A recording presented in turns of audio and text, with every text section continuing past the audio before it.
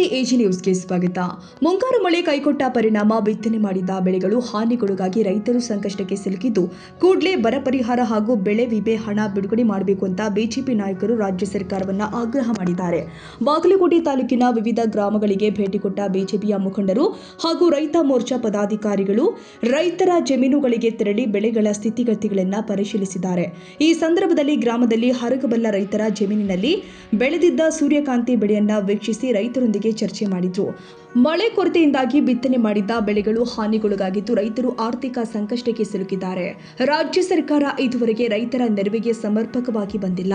ಬರ ಪರಿಹಾರ ನೀಡೋದ್ರ ಜೊತೆಗೆ ಬಾಕಿ ಇರುವ ಬೆಳೆ ವಿಮೆ ಹಣವನ್ನು ಕೂಡ ಶೀಘ್ರವೇ ಬಿಡುಗಡೆ ಮಾಡಬೇಕು ಅಂತ ಬಿಜೆಪಿಯ ಮುಖಂಡರು ಒತ್ತಾಯಿಸಿದ್ದಾರೆ. ವಿಧಾನ ಪರಿಷತ್ ಸದಸ್ಯ ಪಿಎಚ್ ಪೂಜಾರ್ ಹಾಗೂ ತೇರದಾಳ ಶಾಸಕ ಸಿದ್ದು ಸವದಿ ಮಾತನಾಡಿ, ರೈತರ ಜಮೀನುಗಳಿಗೆ ಭೇಟಿ ಕೊಟ್ಟು ವಾಸ್ತವ ಪರಿಸ್ಥಿತಿಯನ್ನ ಪರಿಶೀಲಿಸಲಾಗಿದೆ.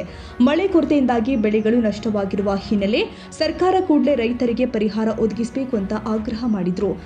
ಸುಮಾರು 20 ವರ್ಷದಿಂದ ಶಾಸಕನಾದ ನಂತರ ಇಷ್ಟೊಂದು ಕೆಟ್ಟ ದರಿದ್ರ ರೈತ ವಿರೋಧಿ ಸರ್ಕಾರ ನಾವು ಯಾವಾಗೂ ಜೀವನದಾಗ ನೋಡಿಲ್ಲ. ಈ ಭೀಕರ ಬರ ಬಿದ್ದದ್ದು ಇಡೀ ರಾಜ್ಯ ತುಂಬ. ಅವ್ರು ಮಂತ್ರಿ ಆಗ್ಲಿಕ್ಕೆ ದಿಲ್ಲಿಯಾಗ 3 ತಿಂಗಳು ಕೂತಾರೆ ಎಲ್ಲ MLAಗಳು. ಅದಕ್ಕೆ ನಾಚಿಕೆ ಬರ್ಬೇಕು ಅವ್ರಿಗೆ. ರೈತರು ಬೀಜ ಹಾಕ್ಯಾರ, ಭೂಮಿಯಾಗ ಬೀಜ 5% ನಾಟಿಲ್ಲ. ಅದು ಹಂತ ಮಳೆ ಆದಾಗ ನಾಟ್ಲಾತೈತಿ. ಇದರಿಂದ ರೈತರ ದಿವಾಳಿ ಎದ್ದಾರ. ಸಾಲ ಸೋಲ ಮಾಡಿ ಮನ್ಯಾನ ಬಂಗಾರ ಒತ್ತಿ ಇಟ್ಟ ಬೀಜ ತಂದ ಗೊಬ್ಬರ ತಂದ ಭೂಮಿಯಾಗ ಹಾಕ್ಯಾರ. ಈ ಭೂಮಿಯಾನ ಬೆಳೆ ಹಿಂಗೆ ಹಾಳಾಗ್ಯದ. ಅವ್ರಿಗೆ ಮಾನ ಮರ್ಯಾದೆ ಇದ್ರ ಬೆಳೆ ಸಮೀಕ್ಷೆ ಮಾಡಬೇಕು. ನಮ್ಮ ಜಿಲ್ಲೆಯನ್ನ ಬರಗಾಲ ಅಂತ ಘೋಷಣೆ ಮಾಡಬೇಕು. ಮೊದಲು ಬರಗಾಲ ಅಂತ ಘೋಷಣೆ ಮಾಡಿದಾಗ ನಮಗೆ ಬೆಳೆ ಪರಿಹಾರ ಕೊಡ್ಲಿಕ್ಕೆ ಆಕತಿ. ಅದನ್ನ ಮಾಡಿ ತಕ್ಷಣ ಸರ್ವೆ ಮಾಡಿ ಸಮೀಕ್ಷೆ ಮಾಡಿ ಪರಿಹಾರ ಕೊಡಬೇಕು. ಪ್ರತಿ ಎಕರೆಗೆ 50,000 ಕೊಡಬೇಕು. ಬಿಜೆಪಿ ಸರ್ಕಾರ ಇದ್ದಾಗ 25,000 ಕೊಟ್ಟಿದೆ ಎಕರೆಗೆ ಹಾಳಾದ ಬೆಳೆಗಳಿಗೆ. ನೀವು 50,000 ಕೊಡ್ಬೇಕು. ಆಗಿನ ದರ ವ್ಯತ್ಯಾಸ ಭಾಳ ಆಗ್ಯದ, ಡಬಲ್ ಆಗ್ಯದ. ಬೆಳೆ ಪರಿಹಾರಕ್ಕೆ 50,000 ಕೊಡ್ಬೇಕು ಅಂತ ಒತ್ತಾಯವನ್ನ ಈ ಸಂದರ್ಭದಲ್ಲಿ ನಮ್ಮ ರಾಜ್ಯ ಸರ್ಕಾರದ ಮೇಲೆ ನಾವು ಮಾಡ್ತೀವಿ. ನೀವು ಜಗಳ ಮಾಡೋದು ಬಂದ್ ಮಾಡ್ರಿ. ರೈತರಿಗೋಸ್ಕರ, ರೈತರಿಂದ ಅನ್ನ ತಿಂತೀರಿ. ನೀವು ಜಗಳಾಡ್ಕೋದು ನಾ ಮಂತ್ರಿ ನೀ ಮಂತ್ರಿ ಜಗಳಾಡ್ಕೋಗುತ್ತಾ ಆಮೇಲೆ ರೈತರಿಗೆ ಪರಿಹಾರ ಕೊಟ್ಟು ನೀವು ಜಗಾಡ್ರಿ, ನಾವು ಬೇಡ ಅನ್ನಂಗಿಲ್ಲ. ಆದ್ರೆ ಅದನ್ನ ಮರ್ತು ರೈತರನ್ನ ಮರ್ತು ನೀವು ಜಗಳದೊಳಗೆ ಕೂತ್ರ ರೈತರ ಗತಿ ಏನು ಅದನ್ನ ಆಲೋಚನೆ ಮಾಡಬೇಕು. ತಕ್ಷಣ ಎಲ್ಲಾ ಕೆಲಸಗಳನ್ನು ಬಿಟ್ಟು ಬರ ಪರಿಹಾರಕ್ಕೆ ಮುನ್ನುಗ್ಗಬೇಕು ಈ ಸರ್ಕಾರ ಅನ್ನುವಂಥದ್ದು ಒತ್ತಾಯವನ್ನ ನಾನು ಈ ನಮ್ಮ ಟೀಮ್ ಬರ ಅಧ್ಯಯನ ಟೀಮನ್ನ ನಮ್ಮ ರೈತ ಮೋರ್ಚಾ ಅಧ್ಯಕ್ಷರು, ನಮ್ಮ ವಿಧಾನ ಪರಿಷತ್ ಚೀಫ್ ವಿಪ್ ರವಿಕುಮಾರ್ ಅವರು, ಇವರೆಲ್ಲ ನಾವು ಬಂದ ನಮ್ಮ ಟೀಮ್ ದುರ್ಯೋಧನ ಐವಾಳೆ ಅವರು, ನಿರಾಣಿ ಅವರು ಎಲ್ಲರ ಜೊತೆ ಸೇರಿ ನಾವು ಬಿಜೆಪಿ ಟೀಮ್ ಮಾಡಿ ಬರ ಅಧ್ಯಯನ ನಾವು ವಿರೋಧ ಪಕ್ಷದವರು ಮಾಡ್ತೀವಿ. ನಿಮಗೇನಾಗ್ತದೋ ಗೊತ್ತಿಲ್ಲ. ಈ ಸರ್ಕಾರಕ್ಕೆ ಏನಾಗೈತೆ ಗೊತ್ತಿಲ್ಲ, ಮಂತ್ರಿಗಳಿಗೆ ಅದು ಈಗ ಕಣ್ ತೆಗೆದಾರ ನಿನ್ನೆ ಹಿಡಿದು.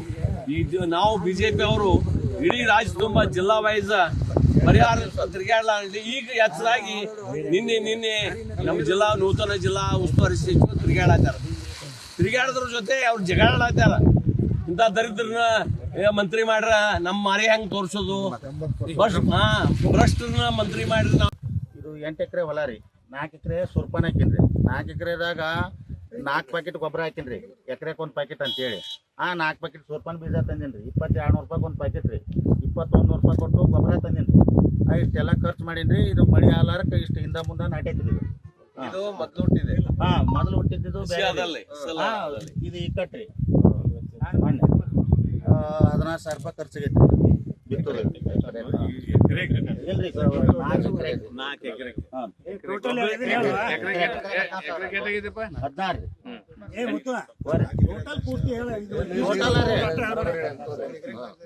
16 ಆಗುದಿಲ್ರಿ.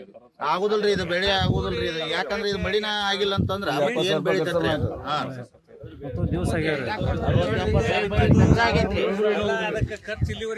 ಬೆಳೆ ಆಗ್ಯಾವ್ರಿ ಇಲ್ಲಿ ತನ ಫಸ್ಟ್ಗೆ. ಆಮೇಲೆ ಒಳ್ಳೆ ಇದನ್ನ ಬೀಜ ಗೊಬ್ಬರ ತಂದು ಹಾಕಿ ಮಾಡಿದ್ವಿ. ಎಕರೆಗೆ 10,000 ಅಂದ್ರೆ 80,000 ಖರ್ಚು ಮಾಡ್ಯಾರ. 80,000 ಖರ್ಚು. 80,000 ರೂಪಾಯಿ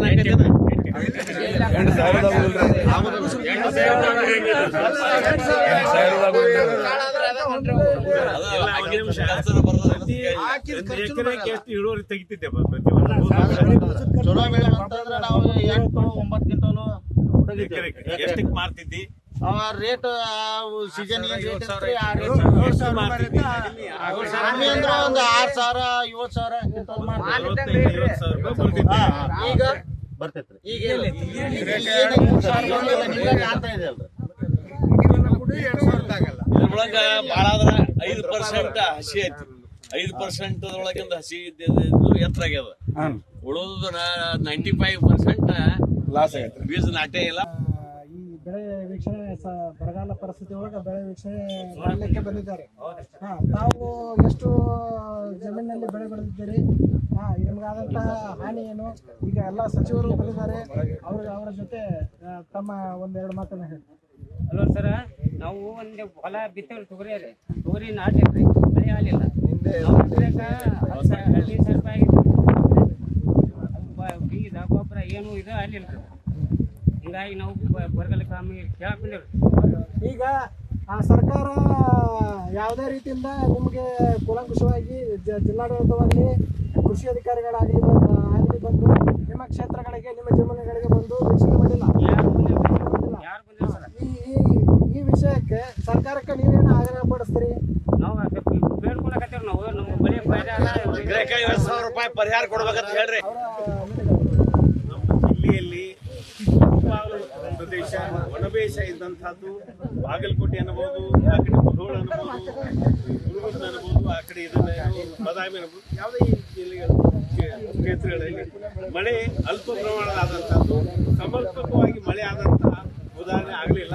ಆದಂಥ ಸಂದರ್ಭದಲ್ಲಿ ರೈತರು ಖರ್ಚು ಮಾಡಿ ಕೊಟ್ಟಿದ್ದಾರೆ.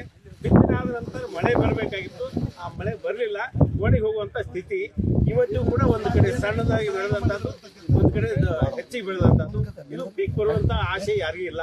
ತೀವ್ರವಾಗಿ ಬರಗಾಲ ಎದುರಿಸ್ತಾ ಇದೆ ನಮ್ಮ ಜಿಲ್ಲೆ.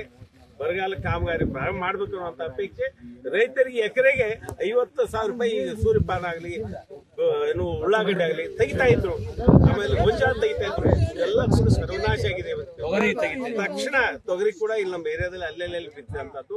ತಕ್ಷಣ 50,000 ರೂಪಾಯಿ ಬೆಳೆ ಪರಿಹಾರ ಕೊಡಬೇಕಾದಂಥದ್ದು, ಬರಗಾಲ ಕಾಮಗಾರಿ ಪ್ರಾರಂಭ ಮಾಡ್ಬೇಕನ್ನುವಂಥದ್ದು ಒಂದು ಒತ್ತಾಯನ ಈ ಸಂದರ್ಭದಲ್ಲಿ ಮಾಡ್ತಾ ಇದೆ. ಎಲ್ಲ ಗ್ರಾಮಗಳ ಎಲ್ಲ ಬೇರೆ ಬೇರೆ ಇದಕ್ಕೆ ಬೇವ್ರ ಸುತ್ತಮುತ್ತ ಎಲ್ಲ ಹಳ್ಳಿ ಜನ ಇಲ್ಲಿ ಬಂದಿದ್ದಾರೆ. ಆ ಕಡೆ ದೇವಲಾಪುರ ಇರ್ಬೋದು, ಆ ಕಡೆ ಚಿಟಿನ್ಕೊಪ್ಪ ಇರ್ಬೋದು, ಮುದಿನಕೊಪ್ಪ ಇರ್ಬೋದು, ಈ ಕಡೆ ಸಂಗಾಪ ಇರ್ಬೋದು, ಭೈರಮಟ್ಟಿ ಇರ್ಬೋದು, ಹಳ್ಳೂರು, ಈ ಬೇರೆ ಬೇರೆ ಪ್ರದೇಶದಿಂದ ಎಲ್ಲ ಜನ ಜಮಾವಣೆ ಆಗಿದ್ದಾರೆ. ನಮ್ಮ ಊರಿಗೆ ಬರೀ ನಮ್ಮ ಊರಿಗೆ ಬರೀ ನಾವು ಒತ್ತಾಯ ಮಾಡ್ತಾ ಇದ್ದಾರೆ ಪ್ರತಿಯೊಬ್ರು. ಒಟ್ಟಾರೆ ಇದೇ ಸ್ಥಿತಿ ಎಲ್ಲ ಕಡೆ ಕಾಣುತ್ತೆ. ಸರ್, ಇದಕ್ಕೆ ಜಿಲ್ಲಾಡಳಿತಕ್ಕೆ ನೀವೇನು ಹೇಳಕ್ಕೆ ಸಂದೇಶವನ್ನು? ಜಿಲ್ಲಾಡಳಿತ ಯುದ್ಧೋಪಾದಿಯಲ್ಲಿ ಕ್ರಮ ಕೈಗೊಳ್ಳಬೇಕು. ಬರಗಾಲ ಪರಿಹಾರ ಕಾಮಗಾರಿ ಪ್ರಾರಂಭ ಮಾಡಬೇಕು. ತಕ್ಷಣ ವರದಿ ನೀಡಿ ಇಲ್ಲಿ ಪ್ರತಿ ಎಕರೆಗೆ 50,000 ರೂಪಾಯಿದಾಗ ಪರಿಹಾರಧನ ಘೋಷಣೆ ಮಾಡಬೇಕು, ತಕ್ಷಣ ನೀಡಬೇಕು. ಕಳೆದ ವರ್ಷ ಬಿತ್ತಿದಂತಹದ್ದು ಅದಕ್ಕೆ ಏನು ಇದು ಬೆಳೆ ವಿಮೆ ಕೊಡಬೇಕಾದಂತಹದ್ದು, ಬೆಳೆ ಪರಿಹಾರದ ಬೆಳೆ ವಿಮೆ ಕೂಡ ಇವತ್ತಿವರೆಗೆ ಬಂದಿಲ್ಲ. 50% ಬಂದಿಲ್ಲ. ಅದನ್ನು ಕೂಡ ತಕ್ಷಣ ಬಿಡುಗಡೆ ಮಾಡಬೇಕು ರೈತರಿಗೆ. ರೈತರು ಆಕಾಶ ನೋಡುವಂತ ಸ್ಥಿತಿ ಬಂದಿದ್ದಾರೆ, ಅಸಹಾಯಕರಾಗಿದ್ದಾರೆ. ಇವತ್ತು ದಿವಸ ಅಲ್ಲೆಲ್ಲಿ ಗುಳೆ ಹೋಗುವಂತ ಸ್ಥಿತಿ ಎಲ್ಲ ಕಡೆ ಕಾಣ್ತಾ ಇದೆ.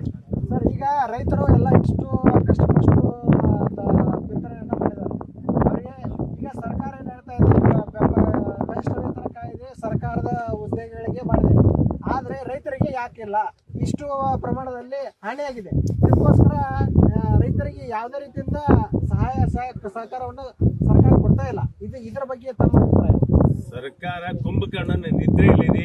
ನಾ ಮಂತ್ರಿ ಆಗ್ಬೇಕು ಇದೇ ಹುಚ್ಚಿನಲ್ಲಿ ಎಲ್ಲರೂ ಅಡ್ಡಾಡ್ತಾ ಇದ್ದಾರೆ. ಯಾವುದೇ ಶಾಸಕರು ತಮ್ಮ ಕ್ಷೇತ್ರದಲ್ಲಿ ಹೋಗಿ ಇದರ ಬಗ್ಗೆ ರೈತರಿಗೆ ನೆರವಾಗುವಂತಹ ಕಾರ್ಯಕ್ರಮ ಹಾಕೊಳ್ತಾ ಇಲ್ಲ. ಸರ್ಕಾರವನ್ನು ಎಚ್ಚರಿಸುವಂತಹದ್ದು ಕೇಂದ್ರ ಸರ್ಕಾರ ಕೂಡ ಮನವಿ ಮಾಡ್ಲಿಕ್ಕೆ ಕೂಡ ಇವರಲ್ಲಿ ಯೋಗ್ಯತೆ ಇಲ್ಲ. ಆ ಸ್ಥಿತಿಗೆ ಇವತ್ತಿನ ಸರ್ಕಾರ ನಡೀತಾ ಇದೆ. ಸರ್, ಈ ಮೊನ್ನೆ ಏನೇನು ಇಲ್ಲ, ವರದಿನೇ ಕೊಟ್ಟಿಲ್ಲ ಅಂದಾಗ ಕೇಂದ್ರ ಸರ್ಕಾರ ಜವಾಬ್ದಾರಿ ಇರುವುದಿಗೆ ಪ್ರಾರಂಭ ಆಗ್ಲೇ ಇಲ್ಲ. ಬಿಜೆಪಿ ಸರ್ಕಾರ ಇದ್ದಾಗ ಸಾಕಷ್ಟು ರೈತರಿಗೆ ಅನುಕೂಲ. ಸರ್, ಈಗ ಇನ್ನೊಬ್ಬರ ರೈತರಿದ್ದಾರೆ ಸರ್, ಇನ್ನೊಬ್ಬ ರೈತರ ಬಗ್ಗೆ ನಾನು ಸರ್, ತಮ್ಮ ಹೆಸರು? ಈರಪ್ಪ ಅಕ್ಕಿ. ಹೇಳಿ ಸರ್, ಏನಾಗಿದೆ? ಈಗ ಬಿಜೆಪಿ ಸರ್ಕಾರ ಇದ್ದಾಗ ಸಾಕಷ್ಟು ರೈತರಿಗೆ ಅನುಕೂಲ ಆಗೈತಿ. ಈಗಿನ ಸರ್ಕಾರ ಇದ್ದಾಗ ಏನೂ ಮಾಡೋದಿಲ್ಲ. ಮತ್ತೆ ಬರ ಪರಿಹಾರಕ್ಕೆ ಒಂದು ಸ್ವಲ್ಪ ಅನುಕೂಲ ಮಾಡಿಕೊಡ್ರಿ ಅಂತ ಸರಿ ಸರ್. ಮತ್ತೆ ಯಾರು ಸರ್ ತಮ್ಮ ಹೆಸರು ತಾವು? ನಾನು ಸಿದ್ದು ಸೌದಿ ತೇರ್ದಾಳ MLA. ಹಾಂ ಸರ್. ನಾವು ಸುಮಾರು 20 ವರ್ಷ. ಈ ಸಂದರ್ಭದಲ್ಲಿ ವಿರೋಧ ಪಕ್ಷದ ಮುಖ್ಯ ಸಚೇತಕ ಎನ್ ರವಿಕುಮಾರ್, ವಿಧಾನ ಪರಿಷತ್ ಸದಸ್ಯರು ಆದ ಹನುಮಂತ ನಿರಾಣಿ, ರೈತ ಮೋರ್ಚಾ ರಾಜ್ಯಾಧ್ಯಕ್ಷ AS ಪಾಟೀಲ್ ನಡಹಳ್ಳಿ, ರಾಯಭಾಗ ಶಾಸಕ ದುರ್ಯೋಧನ ಐಹೊಳೆ, ಬಿಜೆಪಿ ಬಾಗಲಕೋಟೆ ಜಿಲ್ಲಾಧ್ಯಕ್ಷ ಶಾಂತಗೌಡ ಪಾಟೀಲ್, ಗ್ರಾಮೀಣ ಮಂಡಲ ಅಧ್ಯಕ್ಷ ಸುರೇಶ್ ಕೊಂಡೂರ ಸೇರಿ ಬಿಜೆಪಿಯ ಗ್ರಾಮೀಣ ಮಂಡಲದ ಪದಾಧಿಕಾರಿಗಳು, ರೈತ ಮೋರ್ಚಾ ಮುಖಂಡರು, ಕಾರ್ಯಕರ್ತರು ಹಾಗೂ ಸುತ್ತಮುತ್ತಲಿನ ಗ್ರಾಮಗಳ ರೈತರು ಉಪಸ್ಥಿತರಿದ್ದರು. Iranna Mageri, AG news.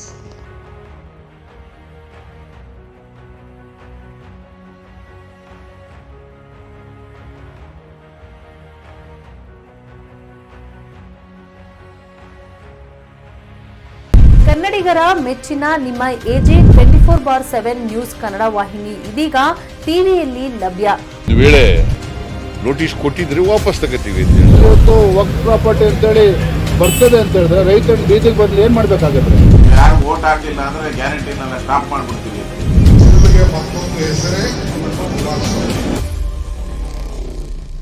ಕರ್ನಾಟಕ ಮತ್ತು ದೇಶ ವಿದೇಶ 360 ಡಿಗ್ರಿ ಸುದ್ದಿ ಹಾಗೂ ಉತ್ತರ ಕರ್ನಾಟಕ, ಬೆಳಗಾವಿ, ಬಾಗಲಕೋಟೆ, ಧಾರವಾಡ, ಹಾವೇರಿ, ಗದಗ, ಬಿಜಾಪುರ ಜಿಲ್ಲೆಯ ಕ್ಷಣ ಕ್ಷಣದ ವಿವರವನ್ನ ಪಡೆಯುವುದಕ್ಕೆ AJ 24/7 ನ್ಯೂಸ್ ಕನ್ನಡ ವಾಹಿನಿಯನ್ನ ಲೈಕ್ ಮಾಡಿ, ವಿಡಿಯೋಗಳನ್ನ ಶೇರ್ ಮಾಡಿ, ಕಮೆಂಟ್ ಮಾಡುವ ಮೂಲಕ ನಮ್ಮ ವಾಹಿನಿಗೆ ಸಹಕಾರ ನೀಡಿ ಮತ್ತು ಚಾನೆಲ್ ಅನ್ನ ಸಬ್ಸ್ಕ್ರೈಬ್ ಮಾಡಿ. ಧನ್ಯವಾದಗಳು.